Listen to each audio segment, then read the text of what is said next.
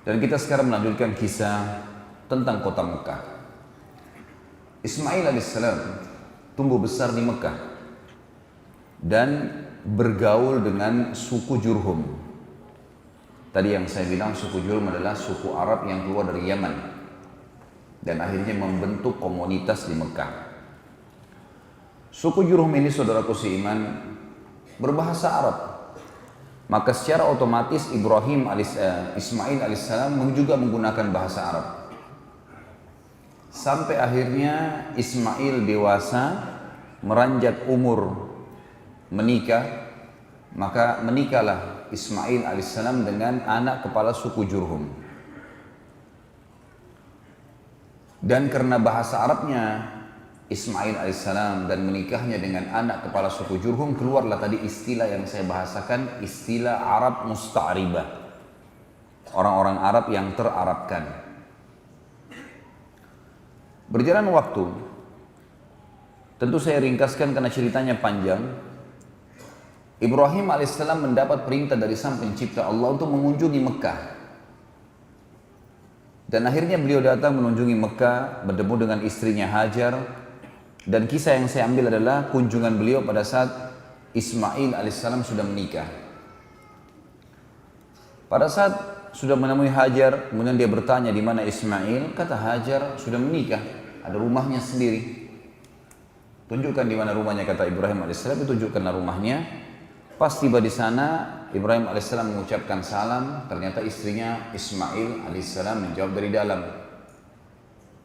Kata Ibrahim setelah salam, di mana suamimu? Kata istrinya, lagi berburu. Dan Ismail alaihissalam sangat gemar berburu. Biasanya zaman dulu orang kalau berburu balik kembali 2 bulan, 3 bulan baru kembali. Kemudian kata Ibrahim alaihissalam, bagaimana kehidupan kalian?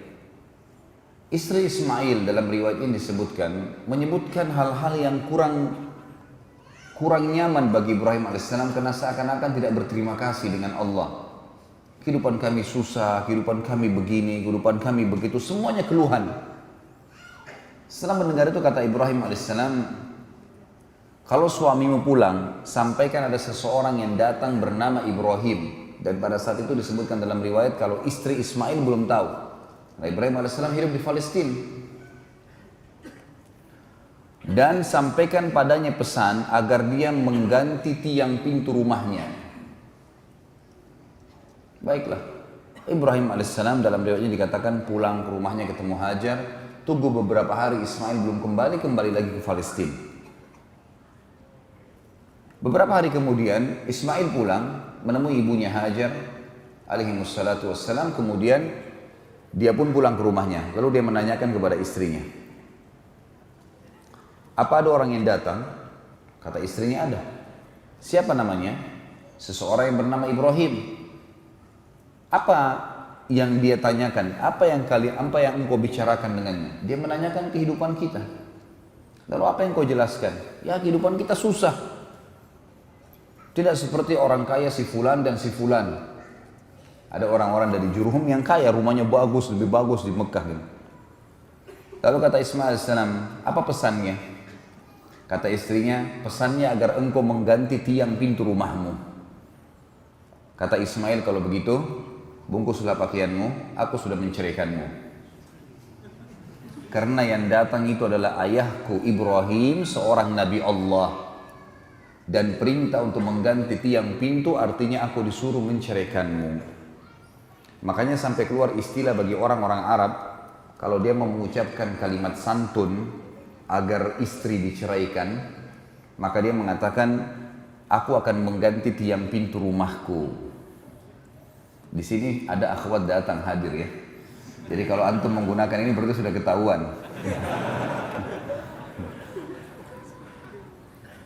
Beberapa waktu kemudian dalam riwayat lagi yang lain disebutkan Ibrahim alaihissalam datang lagi.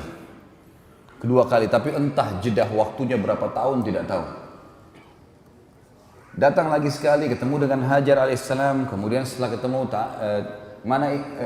Ismail lagi keluar. Baik, saya mau datang ke rumahnya, diberikan salam, ternyata sudah wanita lain sekarang. Ismail alaihissalam sudah menikah dengan wanita lain dari Jurhum. Lalu Ibrahim bertanya alaihissalam, di mana suamimu? Lagi pergi berburu. Bagaimana kehidupan kalian? Alhamdulillah kehidupan kami cukup. Orang ini mukminah. Semuanya disyukuri sama dia. Setelah panjang lebar dia cerita, kata Ibrahim alaihissalam, kalau suamimu pulang sampaikan salam seseorang yang bernama Ibrahim dan sampaikan padanya agar dia mempertahankan tiang pintu rumahnya. Ini yang senyum-senyum sudah tahu cara bercerai ya. Bukan saya ajarin loh ya. Cerai dalam Islam itu hukumnya hal mubah yang paling Allah benci. Tapi ini adab terjadi di sejarah para nabi-nabi. Kali ini Ibrahim alaihissalam tidak langsung pulang. Nunggu di situ. Nunggu sampai Ismail alaihissalam datang. Dan ada sebuah riwayat yang dipastikan insya Allah kesahihannya menjelaskan bahwasanya Ibrahim alaihissalam belum pernah bertemu dengan Ismail kecuali di saat itu. Jadi belum pernah ketemu sebelumnya. Dari waktu bayi diletakkan pertama di Mekah yang kosong itu, belum pernah ketemu sampai Ismail sudah menikah. Jadi bisa belasan mungkin puluhan tahun. Tapi tidak disebutkan umur Ismail alaihissalam waktu itu berapa. Ada juga sebagian ulama yang menanggapi kisah ini mengatakan kemungkinan adalah Ismail alaihissalam pada saat itu sudah mencapai juga umur kenabian. Umur kenabian berarti 40 tahun. Yang berarti Ibrahim alaihissalam pada saat itu sudah 70 tahunan. Karena sudah hampir 80-an sekian. Ya. Maka ini sebuah pernyataan tentunya, tapi apapun itu yang jelas disampaikan kalau Ismail alaihissalam bertemu dengan Ibrahim. Setelah bertemulah dua orang ayah dan anak ini. Baru saja 2-3 hari ketemu, Ibrahim alaihissalam mimpi menyembelih anaknya. Maka pada saat itu pun Ibrahim alaihissalam memanggil Ismail di pagi hari, kemudian mengatakan, ya Ismail, sesungguhnya aku melihat dalam mimpiku, aku menyembelihmu. Kira-kira bagaimana pendapatmu? Ada sebagian orang yang mengatakan, di sini Ismail masih anak-anak. Masih di bawah 10 tahun, masih di bawah 15 tahun.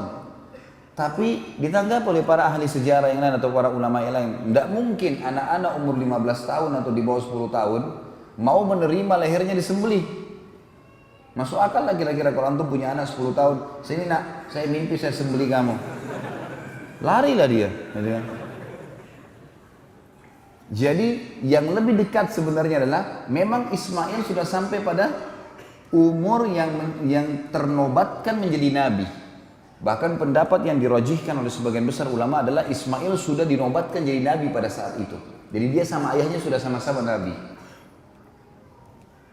Cuman Ibrahim alaihissalam rasul.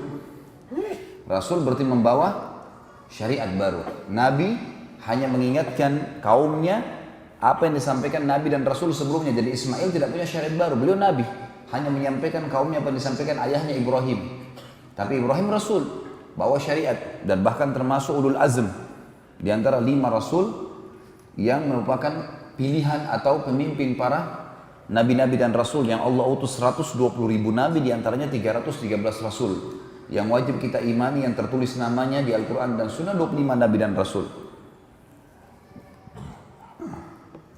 Ibrahim alaihissalam pada saat menyampaikan kalimat itu, kira-kira apa responnya Ismail alaihissalam? Wahai ayahku, kerjakan apa yang kau diperintahkan. Kau akan temui aku sebagai orang yang sabar. Dan kalimat ini teman-teman paling tepat diucapkan oleh seorang nabi. Ini minta disembelih. Dan perlu juga teman-teman tahu, di alam nabi-nabi, mimpi nabi nggak mungkin dari syaitan. Semua mimpi nabi benar. Kalau nabi yang mimpi, benar semuanya. Bahkan bisa terjadi adalah wahyu yang disampaikan kepadanya. Jadi mimpi di sini adalah satu hal petunjuk.